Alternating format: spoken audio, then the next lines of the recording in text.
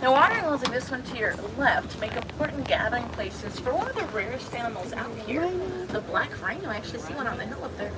Black rhinos are an endangered species. There's only about 10,000 remaining in the entire world.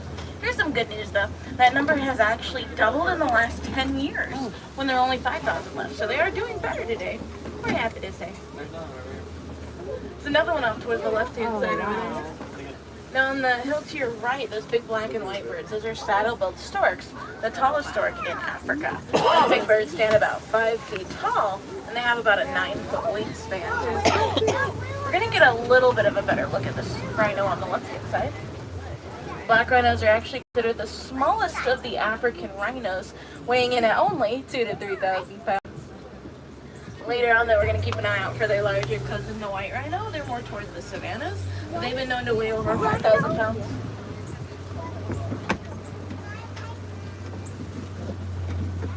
Black rhinos are usually more solitary, too. They're usually by themselves, but white rhinos are typically found in large groups called crashes.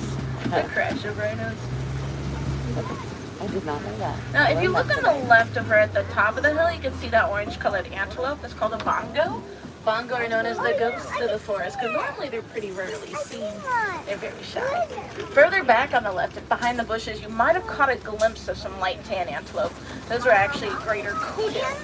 With kudus, it's easy to tell males from females. Males have horns, females don't. They're actually a lot bigger than the females too. Those look a little bit more slender, so I'd say they're probably females. Now we're going to head out of the forest and over toward the Safi River. In the waters of the Safi River, keep a lookout, everybody, for some kiboko and mamba. Kiboko is Swahili for Nile hippopotamus, which you can see some in the back right corner. But we'll see if we can get another look around the corner up ahead too. I do know another area they like to hang out. There's also some big grayish white birds down on the right. Those are pink-backed pelicans. During their mating season, their backs actually turn a light shade of pink, almost like they're blushing. Oh, yeah, there's a bunch of hippos on the left. And a group of hippos is called a bloat of hippos. Now they are napping bloat because hippos are nocturnal. They're active at night. So they're usually sleeping during the day under the water to stay cool. They can hold their breath for several minutes long too, but they have to breathe. So what they do is they just raise their head up every few minutes, take a breath, then they go back down and they're still sleeping. It's like a subconscious reaction. But that way they don't have to constantly wake up. Usually hippos will come out of the water at night to eat, and they eat about 100 pounds of grass every single night. Big appetites. And again, they are very big animals. A full-grown hippo can easily weigh the size. We're going to do this one day. We're going to walk across there. Over 5,000 pounds. Now I gotta warn you, we're going to cross this really old bridge. This one makes me a little nervous because Nile crocodiles like to hang out underneath it. So we're going to take this old bridge, pole, very slowly in Swahili. So there's a crocodile on the shore up here. Now crocodiles are much larger and more aggressive than their American alligator cousins. Crocodiles can get 16 feet long from the tip of their nose to the tip of their tail. If you ever see them with their mouths open, that's actually just their way of cooling down. They open up their mouth to release extra body heat stored inside. Wait, I saw one! Luckily we made it safely across that creaky bridge. So after a while, crocodiles, let's get out of there. She's very cool.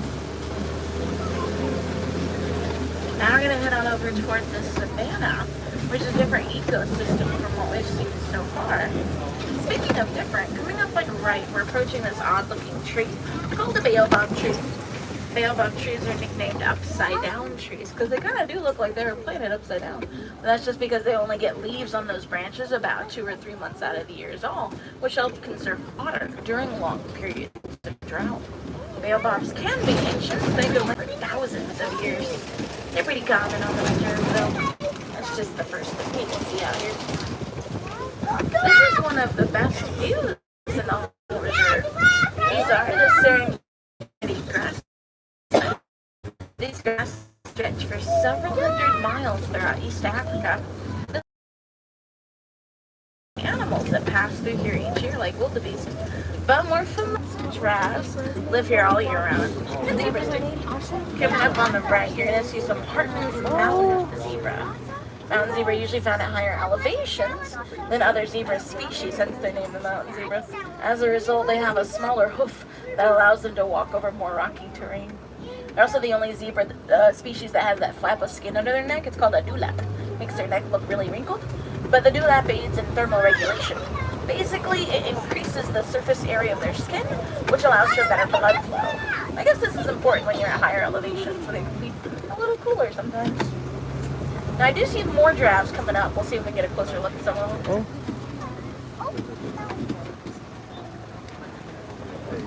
Now, this one off towards the right looks like an adult female. She is munching away because that's what giraffes do 18 to 20 hours of the day, is eat. Like me. They only spend about 30 minutes of their day sleeping. They don't really sleep much. Off towards the left, you can also see those big brown antelope. Those are sable antelope.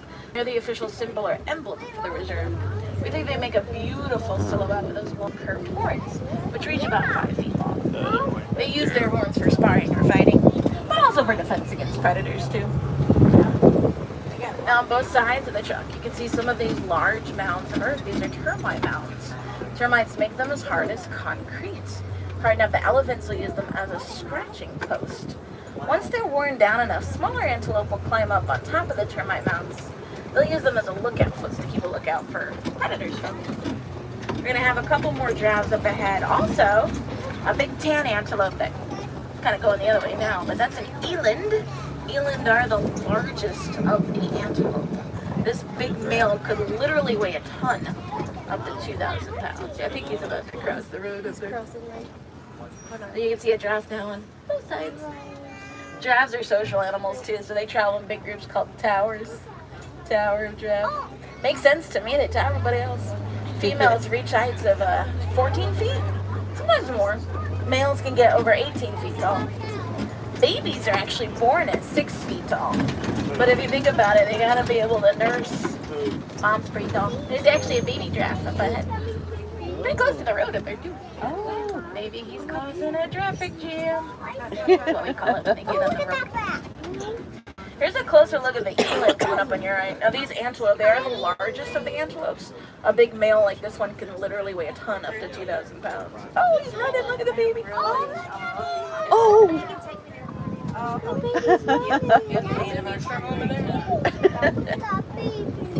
Now this guy actually looks about 9, maybe 10 months old. And at 9 or 10 months old, he's probably getting closer to 9 or 10 feet tall already. He's still pretty small though compared to the other.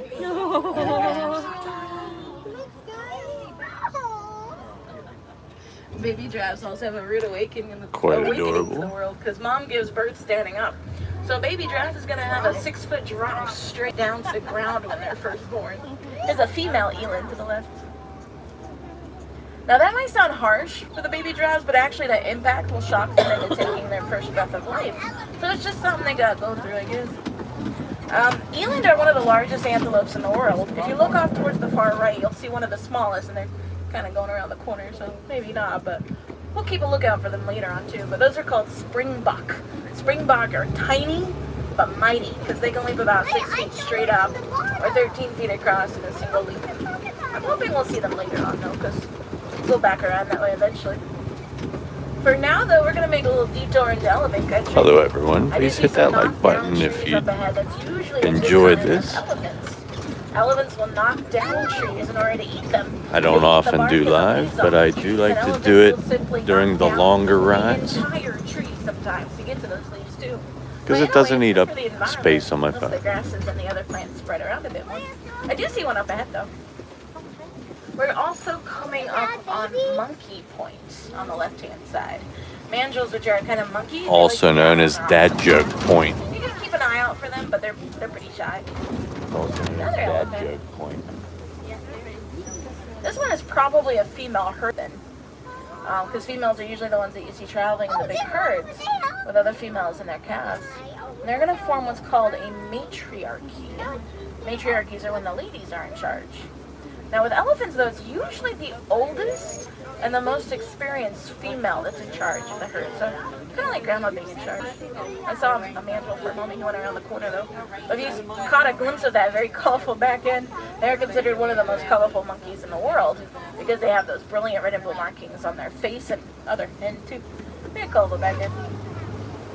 Now we're not done with elephant country yet.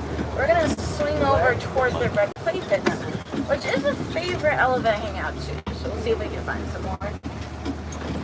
But I mentioned females are usually the ones traveling in the big herds. Males are usually solitary, but they do sometimes travel in what's known as a bachelor herd.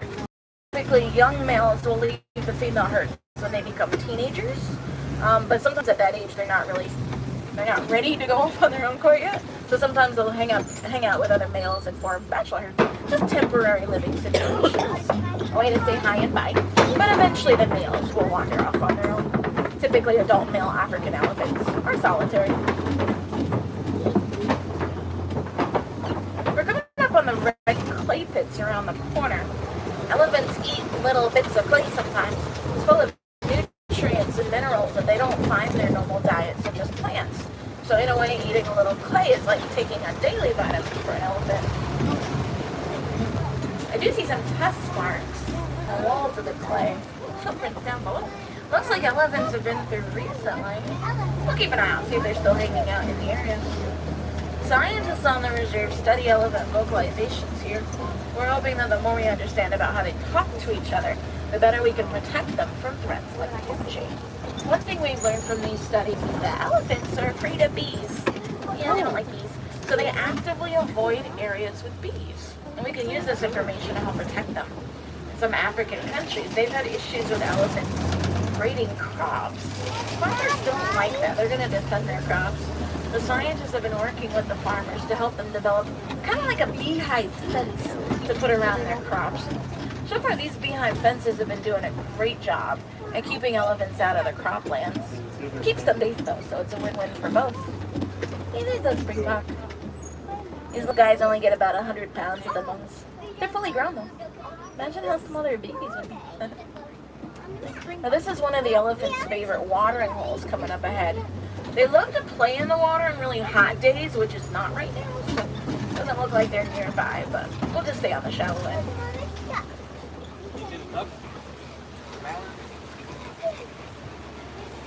Looks like a flock of greater flamingo visiting the island coming up on the left. Greater flamingo have the lightest pink color of all flamingo species.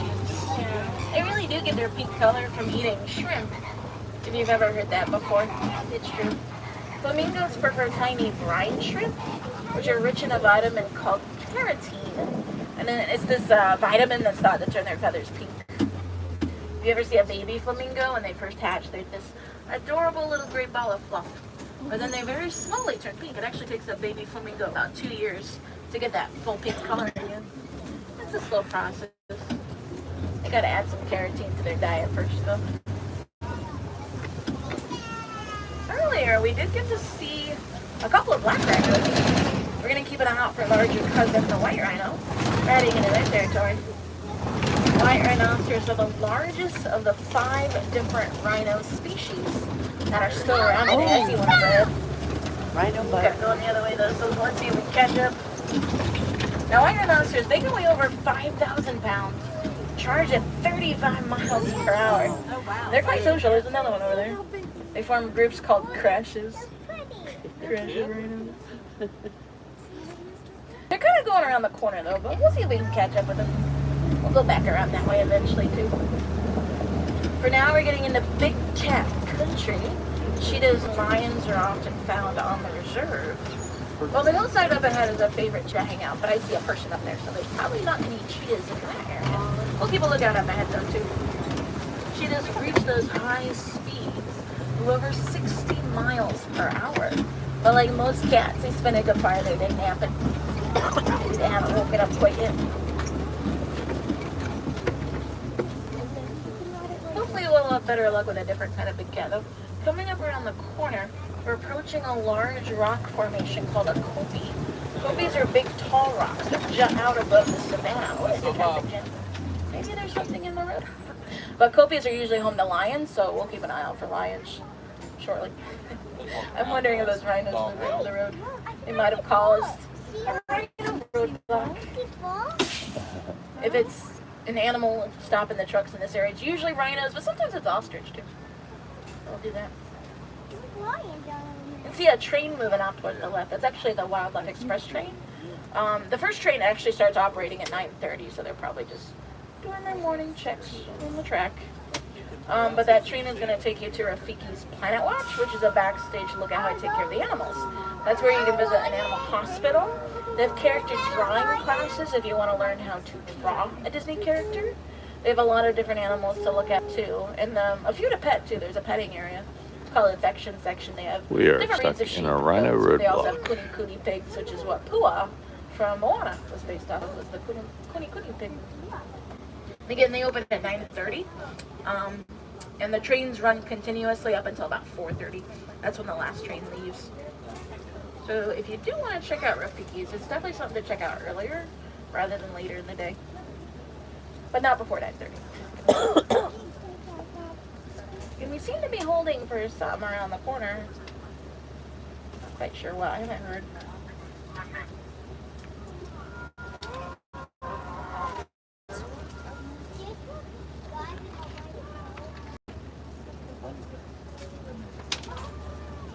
Oh, it looks like they had to close it here.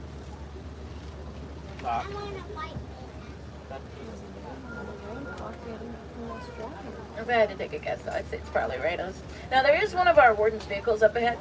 So what happens when there's an animal kind of just stopped in the middle of the road for too long?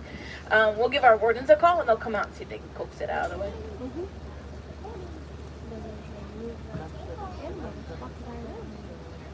So what is it? It might be a rhino. I think it might be a lion. Of course, that one has a truck its way right now. It's probably another warden's vehicle out here somewhere, too.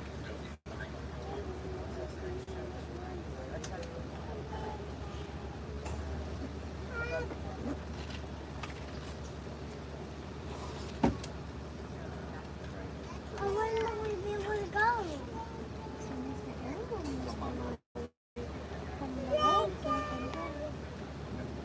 So we can see.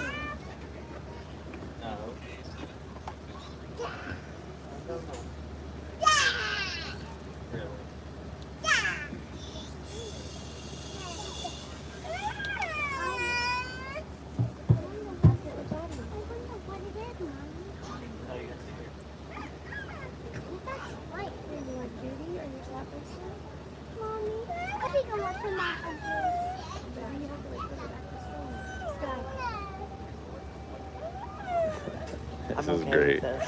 This is awesome. I love it.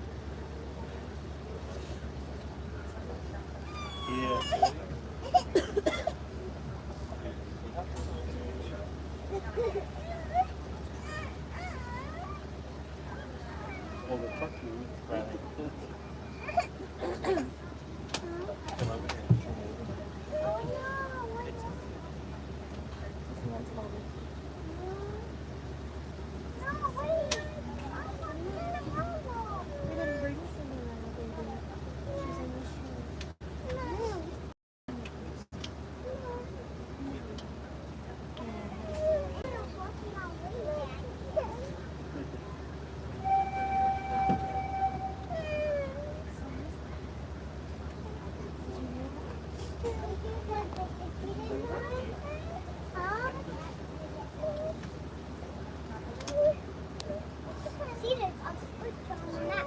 See?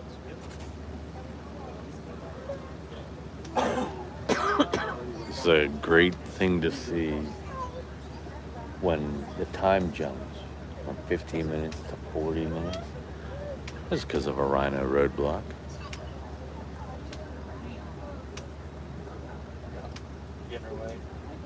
Now the game warden's truck has moved.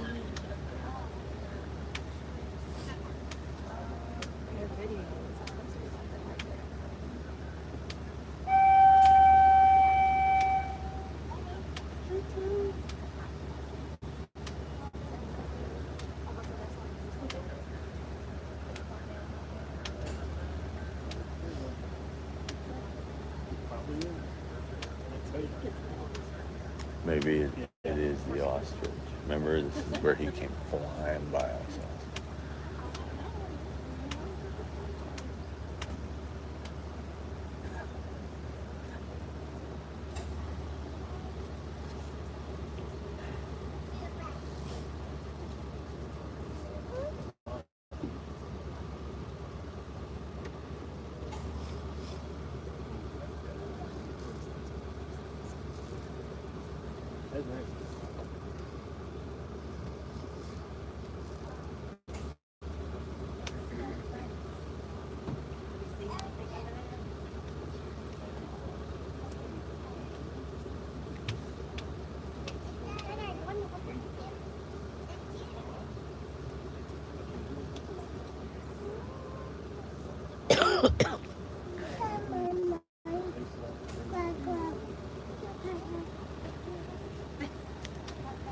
I can ask you a question. We saw a marsh rabbit earlier, I think. Yeah. Wandering through the park. I had to look up to see what it was. It was like a rabbit, but it wasn't. So the marsh rabbits, they're kind of designed for swimming. Yeah. So they have shorter ears. Shorter ears and no tail. They have like a little nub of a tail. Yeah, not a cottontail. And then if you get a close look at their feet, they've actually got webbing between the Oh. toes. And he ran really quick, but I thought it doesn't look like a bunny. You got the marsh rabbits and then the eastern cottontails, which are easy because they've got the big fluffy white tail. Right, right. Those are the only two rabbit species around. Okay.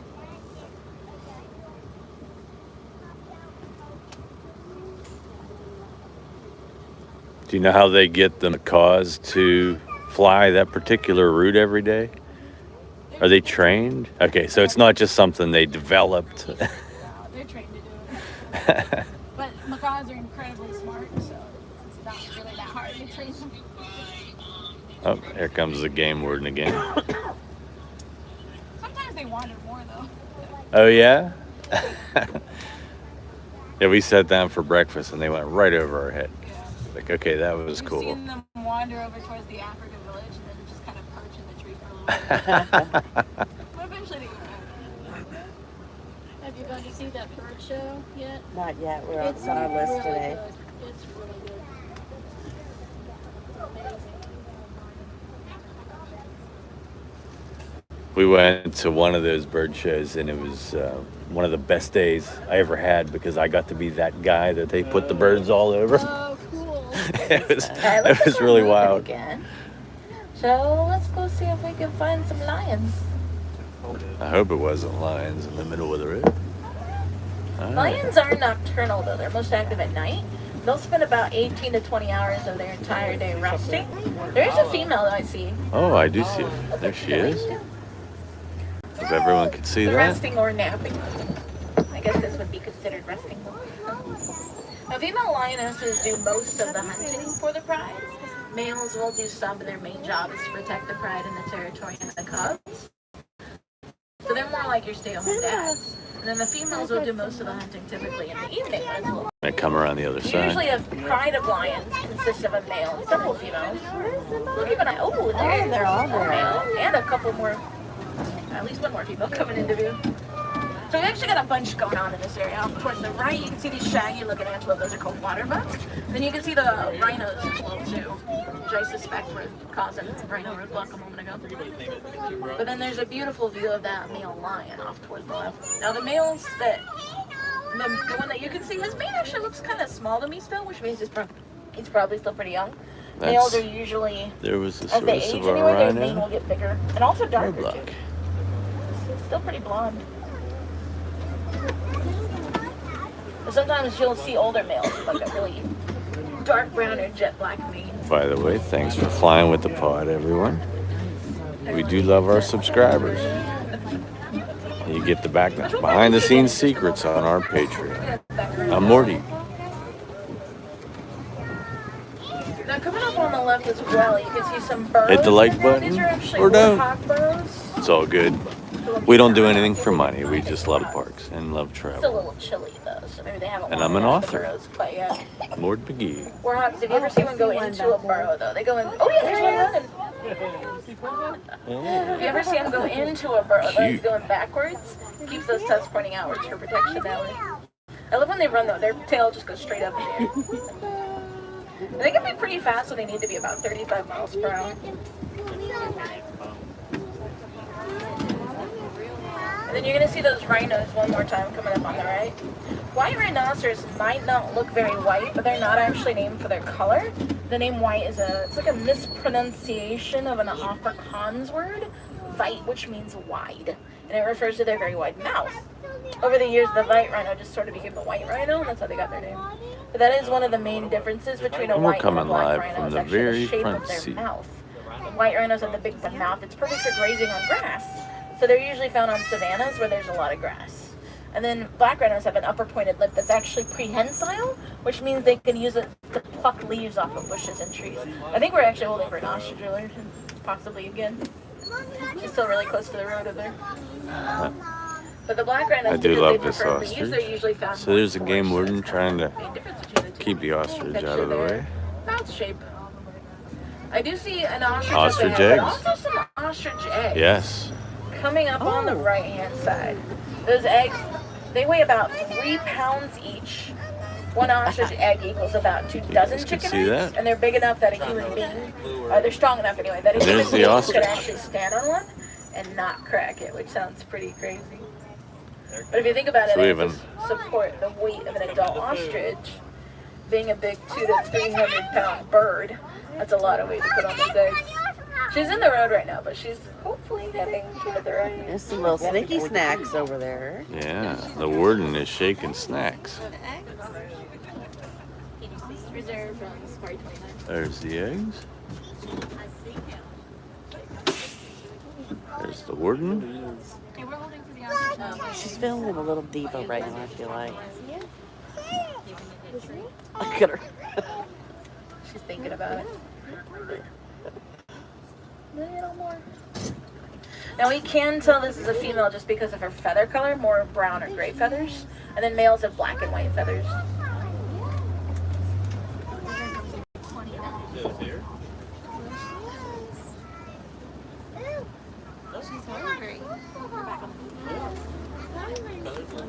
Oh, she's going for the snack. They can stand over 6 feet tall. It's still pretty big. But the males have been known to stand almost 9 feet tall, way over 300 pounds. She was feeling, I'm telling you, total diva. Which is on average about I can't wait to go back and watch this. Now we're coming up on a warden's outpost. Recently, the wardens have been taking care of a herd of some adorable Nigerian dwarf goats. These are just a really small kind of goat. There's one at a table. But these little guys are fully grown. They're just little goats. Because of that small size, they're mostly used for their milk by the tribes in Africa that keep these goats. And apparently, goat's milk is a lot better for you than cow's milk. It's more nutritionally valuable, but it's economically beneficial. Farmers can sell it for a good price in local markets. Goats are good for another reason. They are a natural little lawnmower. They'll eat practically anything too, including very tough vegetation, harmful weeds, sometimes even toxic plants that other animals don't touch, but those goats can handle just fine. So they help improve the health of an ecosystem by clearing out a lot of that tougher vegetation. We've been pretty lucky though. We've seen some very cool, very close animals on the reserve today at times. Here on the reserve, we're working on a few ways to help protect a lot of the animals we've seen. One thing we're doing is promoting the recycling of cell phones.